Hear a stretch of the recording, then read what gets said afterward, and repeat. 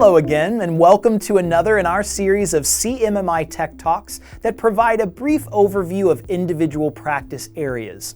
Today, we will be looking at enabling virtual work, EVW. In this video, we will discuss the intent of this practice area and look at what value it can provide to an organization, as well as diving into the individual practices to see how they can be used to improve an organization's approach to virtual and hybrid work environments.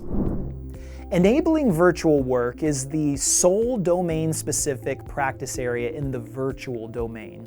EVW falls within the Managing the Workforce Capability area, which is in the Managing category.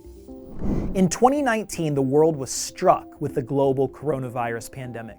This pandemic had a very profound effect, not just on individuals, but on organizations. As most countries around the world entered some form of lockdown arrangement, it was clear the pre-pandemic ways of working would need to change if workers were to be able to continue to function. In-person attendance at an office was no longer possible, practical, or even desirable in many cases, and remote work became a reality for millions of people. Of course, remote or virtual work was a reality for many people prior to 2019, but it was the global pandemic that introduced the idea to a much wider range of people, and because of this, the way in which business is now conducted has changed irrevocably. Virtual work in some form is now ubiquitous for many industries. This brings many benefits to both employer and employee, but it can also create additional problems. The Enabling Virtual Work practice area brings together a set of best practices to enable organizations to deliver and support virtual work capabilities in an efficient and effective manner. As we dive a little deeper into the CMMI practice area of enabling virtual work, let's first define some of the terms we will be seeing. Remote.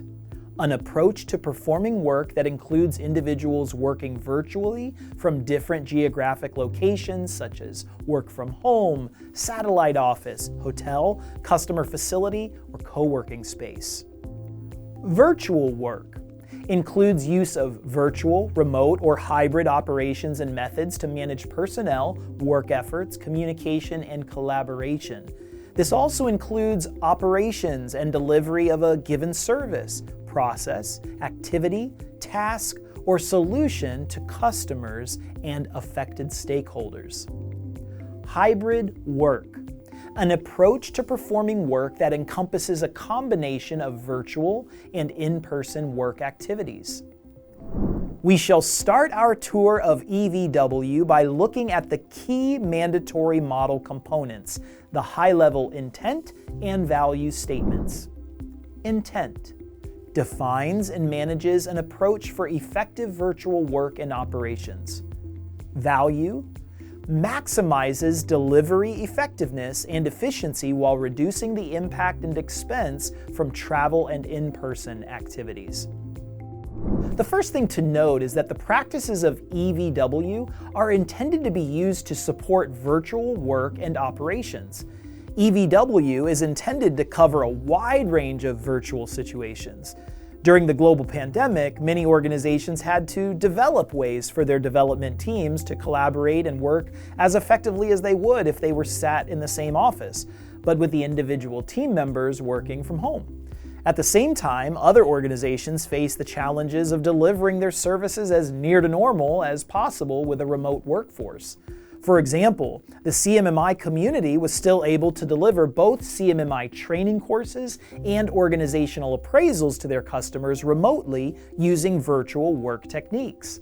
Indeed, many of the practices in EVW originated in the work that was undertaken to enable these services to continue during the global pandemic.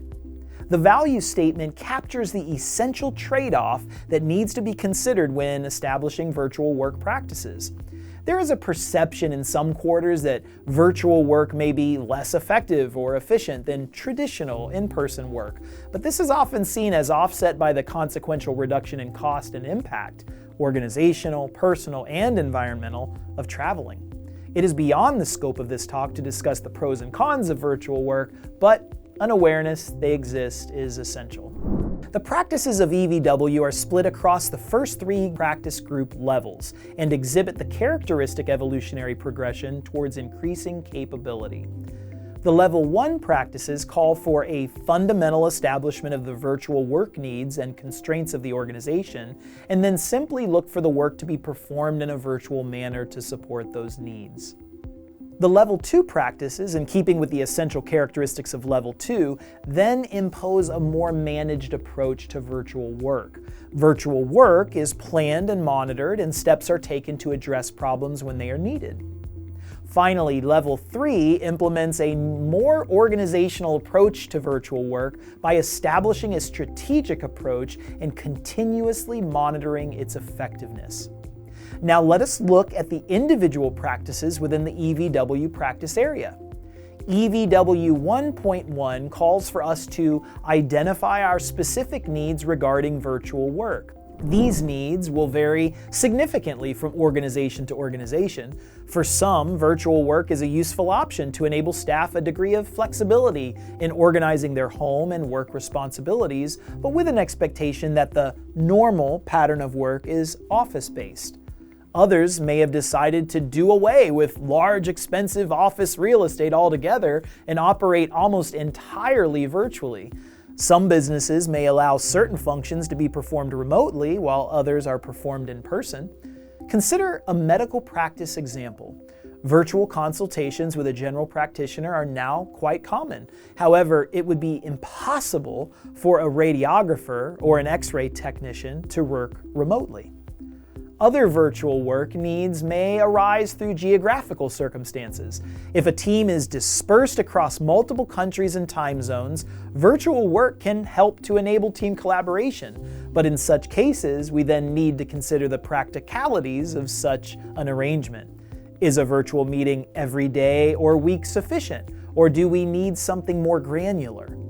Do we need specific IT infrastructure to support virtual ways of working, or are laptops with webcams adequate? EVW 1.1 is a potentially huge practice with many different facets to consider. EVW 1.2 is a little more straightforward and simply states that having identified what your virtual work needs and constraints are, you should then undertake work virtually as appropriate. At Level 2, we start to see a little more structure emerge in how we plan and manage our virtual work activities. EVW 2.1 looks for a virtual work approach to be developed, recorded, and updated in line with changing business needs. As we have seen in other practice areas, the idea of an approach carries with it a lot of additional meaning. By developing an approach, we are planning our virtual work consciously, taking into account multiple planning factors such as risk, cost, schedule, and quality. We need to understand why a virtual work activity is preferable to an in-person equivalent and what the implications of this are for the wider organization. How do these implications affect our business objectives? To be effective when working virtually, our staff may need to use a new tool set and IT infrastructure. So how do we ensure they receive the necessary training in order for them to be fully effective? These are all examples of the types of considerations that we need to address in our virtual working approach. If the approach in EVW 2.1 represents our plan for how and when we intend to use virtual work activities, EVW 2.2 looks for us to monitor against this plan and establish how well the approach is delivering what we expect from it. If we are expecting a productivity gain through team virtual work, is that gain being realized? If not, why not? And what can we do about it? So EVW isn't just looking for us to monitor our plan, it comes with an expectation we will take some corrective action if the approach is not delivering the outcomes we expect. The Level 3 practices extend the EVW practices further by adding in an organizational perspective. Whereas the Level 2 practices demand an identified approach, there's no expectation that this approach may be common or consistent across the entire organization. As we saw during the pandemic, this sometimes gives rise to unexpected disconnects where, for example, one department within an organization adopted Microsoft Teams as their virtual collaboration tool of choice, and other departments within the same organization used Zoom or another platform. EVW 3.1 is all about establishing an organizational strategy, approach, and capability for performing work virtually across an organization. Note that this does not necessarily mean that all areas of an organization necessarily have the same virtual work environment. Often there are good reasons why a different environment for one part of an organization is necessary, such as when interfacing to secure customer infrastructures. It simply means the processes, tools, and infrastructure that support virtual work should be managed centrally as part of a coherent strategy. There is a strong implication in the wording of this practice that the virtual work strategy would be managed by a centralized function, which takes responsibility for resourcing safety activities, establishing processes, monitoring them, and taking action to improve and evolve the organizational approach. EVW 3.2 builds on the previous practice by looking specifically for an organization to periodically review the effectiveness of their virtual work strategy and to take any actions necessary to adjust and improve the approach. This should be performed both as a continuous activity to evaluate the extent to which the current approach is supporting normal business needs, but also as needed to understand the impact of significant events on the organization's strategy. The coronavirus pandemic is another good example. Prior to the pandemic, organizations were increasingly using virtual work to support their normal operations, such as enabling geographically dispersed teams to collaborate without the inconvenience and expense of travel. However, when the world started locking down, this saw a step change in the demand for virtual work. Post-pandemic, most organizations reevaluated their overall approach to virtual work and how it should be used. These then are the practices of the enabling virtual work practice area.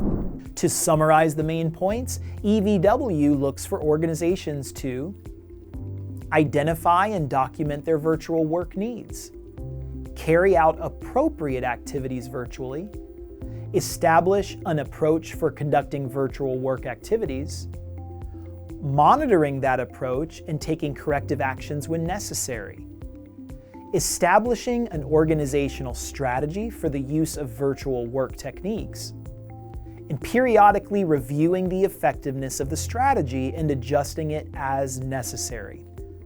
Thank you for joining us for this CMMI Tech Talk. If you have questions, please contact us at support.isaca.org.